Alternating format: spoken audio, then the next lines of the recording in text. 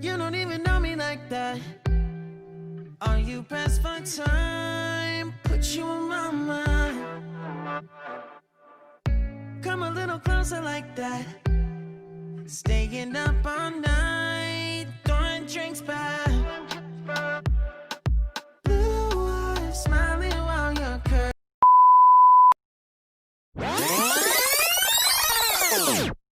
Halo my online friend, welcome back to my YouTube channel. Kembali lagi bersama aku Trisna. Samping aku sudah ada Jessica Lagu. Halo Jessica, apa kabar? Maksudnya kayak ini pertemuan kita yang pertama di YouTube Sumba, dan juga juga di di Sumba ya. Jadi itu sebenarnya kan kita sudah pernah ketemu di Jogja ya. Waktu itu di Jogja. Bulan Januari kalau nggak Bulan salah. Januari awal tahun. Iya betul. 2020. Jadi maaf teman-teman, aku tuh lebih suka kalau ngundang adik kelas, dan Jessica itu kebetulan adik kelas aku pas waktu SMA. Iya. Jadi kayak semua yang ada di konten YouTube aku tuh pasti harus adik kelas. Jadi mungkin soon besok aku bakalan ngundang kakak kelas aku atau kakak tingkat aku. Nah jadi Jessica ini kan sekarang sudah jadi seorang bintang gitu. Wow. Sekarang sudah menjadi seorang model dan dikenal banyak orang tentunya kayak gitu kan. Nah, Jessica ini kan sekarang sudah terkenal. Mungkin ada apa kayak latar belakang Jessica merintis karir di dunia public figure kayak gitu kan, dan itu dikenal oleh masyarakat yang bukan cuma untuk masyarakat Sumba tapi tuh seluruh Indonesia ya. Oh. Banyak banget fansnya pasti nih. Tidak juga sih. Jadi awal mula kalau dibilang bintang juga sebenarnya bukan, kayak orang yang benar-benar baru mau merintis dan emang terjunnya di dunia entertain. Awal mulanya itu dari awal masuk kuliah 2 tahun yang lalu, memutuskan untuk kuliah di Jakarta, dan itu sebenarnya ada cerita banyak kalau mau bilang flashback. Cerita-cerita waktu zaman-zaman sekolah, SD, SMP, SMA. Kayak banyak sekali teman-teman yang teman-teman sekolah yang bilang, Jess tinggi banget sih. Terus betul. banyak julukan. Kayak to be honest itu pernah bikin down dan suka minder, sampai kalau misalnya sama-sama teman-teman sebaya, terus kayak kalau jalan hangout atau apa tuh suka kayak yang bungkuk gitu supaya sama rata kayak gitu kan. Itu saking mindernya sebenarnya. Terus banyak sekali julukan. Pertama, jerapah. Jerapah. Of course, siapa yang tidak tahu jerapah? Jerapah hewan yang paling tinggi. Terus kedua, tiang listrik. Kalau di sini kan kita biasa bilangnya rally ya. Iya, Kita biasa bilang rally. Jadi kayak iya banyak julukan-julukan, sampai ada julukan kuda super. Oke. Kuda super itu Kuda super. Jadi pertama tuh kayak orang-orang tuh cuma pakai itu buat bercandaan, tapi sometimes orang yang dibuat bercandaan itu ada yang mungkin terima, dianggap kayak jokes, tapi ada yang kayak kalau keselingan tuh kayak yang jatuhnya kayak annoying, jadi kayak apa sih kayak gitu kan. Sempat rasa sebenarnya itu bukan jokes sih, yang pertama sih terimanya kayak oh iyalah emang paling tinggi gitu kan. Terus lama-kelamaan sampai bahkan dari SD, SMP, sampai SMA itu kayak yang dipanggil gitu-gitu. Terus akhirnya sempat minder, sempat insecure sama diri sendiri. Terus akhirnya waktu SMA saya coba cari cara supaya apa sih yang bisa dilakukan orang tinggi supaya di mata orang-orang tuh kayak yang tinggi tuh kayak negatif gitu. Saking tingginya, akhirnya waktu itu coba ikut Paskibraka. Oh iya betul. Iya, Paskibraka, dan puji Tuhan terpilih di Paskibraka provinsi pada saat itu. Dan pas di provinsi diseleksi lagi, dan puji Tuhan lagi dipilih sebagai pembawa baki. Nah pas pulang ke Sumba, iya ada pas pulang ke Sumba mereka malah bilang bukan kayak yang kuda super, tapi kayak yang ada tuh embel-embel belakangnya kayak cie kuda super pembawa baki kayak gitu kan, maunya kayak lebih positif gitu. Iya betul. Nggak cuman kayak yang kuda super doang kan, jadi kayak ada embel-embel positif di belakangnya. Sampai pada akhirnya pernah sekali ada lomba fashion di Sumba. Jadi di Sumba itu tergolong daerah yang kalau mau bilang kayak model, kalau misalnya kita cuma foto pakai kamera, cari lokasi yang lumayan, itu kayak yang terus hasilnya lumayan, itu kayak orang udah bilang kayak cie model-model gitu kayak karena foto kayak gitu ya nggak sih? Iya Kak? betul sekali. Kayak gitu, terus akhirnya sempat ikut kegiatan fashion itu juga dari Jakarta, orang Jakarta yang ngadain ke daerah-daerah, ikut dan puji Tuhan juara 1, tapi itu bener-bener kayak baru basic. Latihan pakai heels 13 cm pertama kali. Wah, 13 cm. 13 cm. Tingginya Jessica berapa? Oh, pada saat itu 170 cm. 170 cm tambah Dengan 13 cm. 13 cm. 13 cm. Oh my God. Itu pertama kali pakai 13 cm. Dan latihannya di mana? Latihannya di kantor daerah. Kantor daerah yang Oh iya. Ya ampun. Ya ampun, saya kan dekat dari rumah dan emang tempat latihannya juga lumayan gitu. Jadi ya udah itu tempat latihan pertama. Akhirnya sempat dari butik Ibu Julia Leskodat, beliau mencari duta-duta untuk butiknya, itu butik Levico. Nah, di situ mereka kan nyarinya di sekolah-sekolah dan orang-orang dari butik yang ada di Jakarta carinya juga di SMA negeri pada saat itu. Iya, dari situ kayak ada hal yang lucu. Salah satu koreografer namanya Kamai. Kalau nonton ini, halo Kak. Jadi dia tuh pas nyari, terus kayak kita udah mau photoshoot untuk baju-baju butiknya, beliau tanya, kalian tahu nggak model-model Indonesia yang terkenal atau nggak kayak yang kalian ngefans nggak sama model? Dan kita sama sekali nggak tahu, kayak cuman saling lihat terus kayak yang oh my god model, siapa model? Sampai ada yang jawab kayak gini, Agnes Mo. Agnes Mo kan penyanyi. Iya, makanya terus kita langsung kayak Agnes Mo bukannya penyanyi ya? Dia artis bukan model gak sih? Kayak gitu. Pokoknya lucu banget. Kayak dari situ aku udah mulai kayak penasaran dengan dunia model itu kayak gimana sih. Akhirnya memutuskan untuk kuliah di Jakarta sembari untuk merintis karir. Terus ikutlah di dunia modeling sama dengan Kamae ini. Jadi kalau ada show-show coba ikut.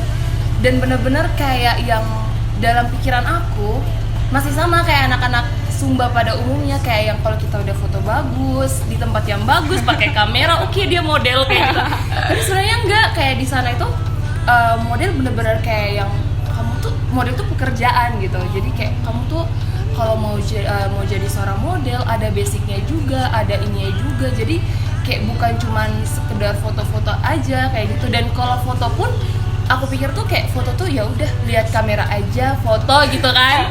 Tapi sebenarnya foto tuh ada karakter sesuai dengan baju yang kita gunakan, busananya. Maksudnya kayak kalau misalnya desainernya pengen kayak oke, kamu mukanya harus fierce, harus ini, harus, jadi kita tuh kayak harus berakting juga depan kamera kayak gitu. Dan itu juga it's so hard menurut aku pas pertama kali ya. Iya betul. Terus kayak ya dari situ sih mulai merintis dunia modeling. Tapi itu maksudnya kan Jessica ini kan maksudnya bisa sampai ketemu Ivan Gunawan, Oh, iya. maksudnya bisa ketemu artis-artis yang pop di entertain gitu. Maksudnya Jessica tuh ada rasa minder atau rasa kayak kok mereka tuh keren-keren orang-orang Jakarta gitu, terus aku dari Sumba kayak maunya kayak Banget. insecure gitu.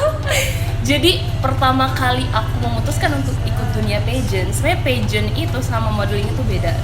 So kalau misalnya modeling kita kan memperagakan busana apa yang kita pakai dari desainer.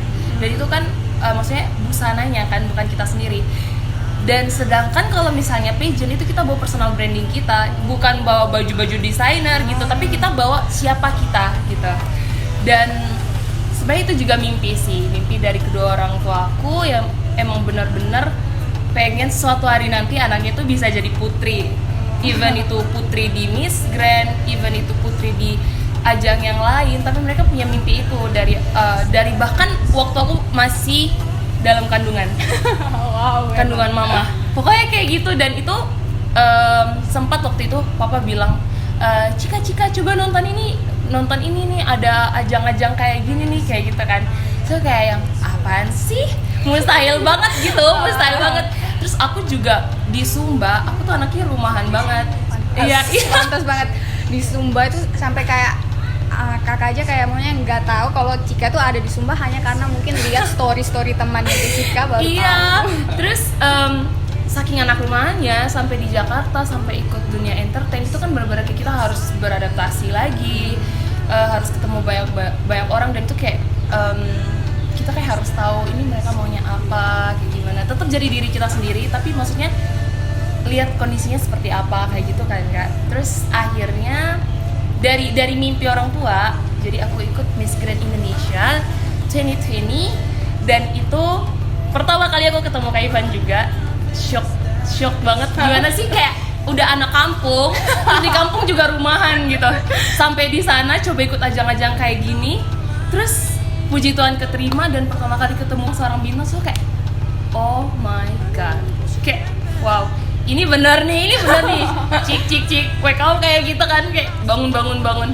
Terus akhirnya mulai beradaptasi, kita kayak mulai di arahin juga, kalian tuh harus gimana, kalau depan kamera harus seperti apa, ketemu orang tuh harus kayak gimana, kita diajarin semuanya, attitude-nya. Dan ya puji Tuhan semuanya berjalan sih, walaupun pertama shock culture juga, sempat minder.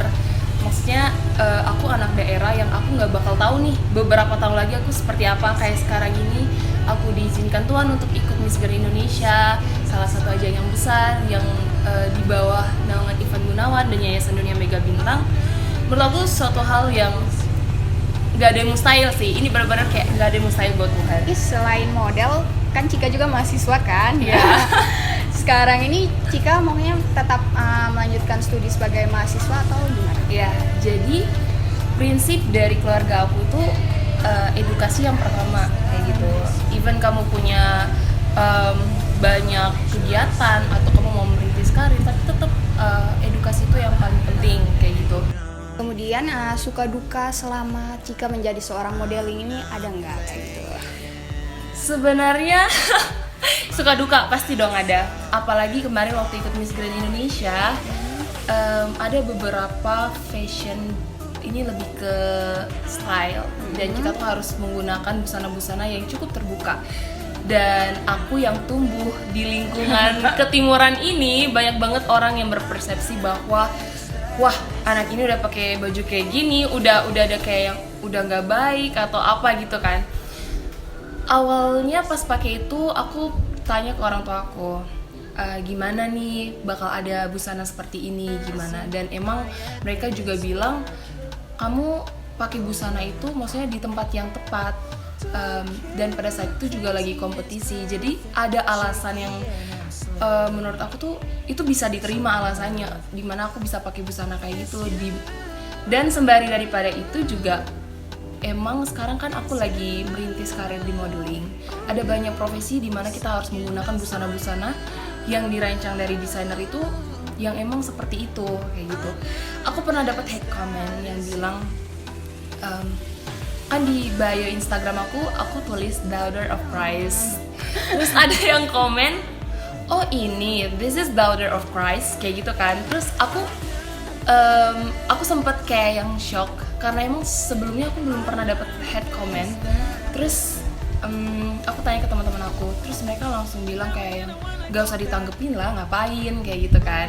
Terus aku juga ngomong sama diri aku sendiri kayak Daughter of Christ itu bukan tentang gimana kita berpakaian, kayak maksudnya orang yang berpakaian terbuka atau gimana yang maksudnya kelihatan dari luarnya itu kayak yang kayaknya nggak baik deh. Di sini aku pengen bilang don't judge a book by the cover. Itu bener-bener kayak yang kamu nggak tahu relasi dia sama Tuhan dia kayak gimana, dan kamu nggak punya hak juga untuk menjudge dia, karena yang punya hak untuk menjudge dia cuma Tuhan dia kayak gitu kan. Terus aku juga bilang bahwa aku pakai busana ini di tempat yang tepat. Aku lagi ngikutin suatu kegiatan, jadi aku harus pakai kayak gini, dan aku nggak ngelakuin ini dalam hal negatif kayak gitu. Aku masih dalam hal lingkungan positif kayak gitu sih. Jadi aku ambil positifnya aja. Aku juga mau terima kasih ke semua yang udah nge-hate comments aku, karena dari mereka juga aku bisa belajar kalau aku tuh harus tetap sabar. Aku harus punya kasih, karena kita tahu Tuhan tuh selalu ngajarin kasih, dan orang tua aku juga selalu mengajarkan aku untuk selalu mengasihi kayak gitu sih. Mantap sekali ya, makanya Jessica itu walaupun dengan kondisi yang maksudnya orang-orang itu kayak nggak bisa memahami posisi Ya. Jessica, tapi tuh Jessica itu masih mampu untuk mengendalikan diri sendiri, tuh hebat banget. Pertanyaan terakhir, bukan pertanyaan sih, mungkin bisa kayak pesan untuk semua teman-teman yang lagi nonton video ini. Mungkin pesannya itu kayak lebih ke generasi muda yang pengen untuk merintis karir mungkin di dunia entertain atau dunia fashion dan juga modeling. Pertama kali aku mau terjun di dunia fashion, aku rasa itu suatu hal yang berat dan maksudnya nggak seekspektasi aku sekarang kalau aku bisa melalui ini. Aku pengen bilang jangan takut untuk bermimpi. Banyak banget sih emang yang bilang kamu nggak harus bermimpi setinggi langit, harus apa, dan aku yang benar-benar ya benar, itu benar. Kamu harus bermimpi setinggi-tinggi itu, dan kamu harus tahu kalau nggak ada yang mustahil di dunia ini. Aku rasa segala sesuatu yang aku lakuin, kalau aku flashback di 5 tahun sebelumnya, aku rasa aku sekarang ini adalah aku yang dalam kemustahilan aku. Tapi setelah aku lalui prosesnya, nikmati prosesnya, dan tetap aku minta dukungan dari orang tua, selalu berdoa, dan banyak orang yang menyayai kamu yang pasti support kamu. Gak ada yang mustahil. Dan aku pengen bilang, tetap ngejar mimpi kamu.